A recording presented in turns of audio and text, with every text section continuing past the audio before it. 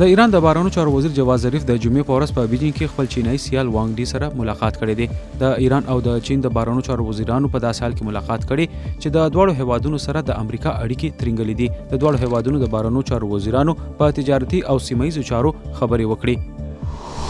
د هند الیکشن کمیشن د جمعې په ورځ په مغربي بنگال کې انتخاباتي کمپاین ځنډولې دي. د کمیشن مرستیال ویان چندرا بوسان وایي دا د الیکشن کمیشن په تاریخ کې لومړی وار دی چې دا عیني حق استعمالوي. په هند کې د ټولټاکنو اخري اووم پړاو کې د مې په 19مه رایه اچول کېږي. د انتخاباتو نتیجې به د مې په 23مه اعلانېږي. د سریلانکا حکومت به د اتوار په ورځ د 3 لسیزو خانه جنګي ختمېدو لسمه کلیزه لمانځي. د 2009 کال د مې په 18مه بیلتون غوښتونکي ډلې تایمل ټایګرز ته ماتې ورکړل شوې وه.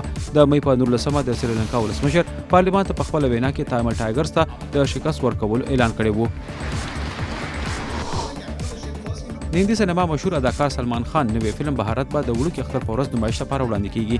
د جمعې په ورځ په ممبئی کې سلمان خان او کترینا کیف د فلم بهارت نوې سندره وړاندې کړه. دا د جنوبي کوریا فلم اوډي ټو مای فادر څخه اخذ شوی دی.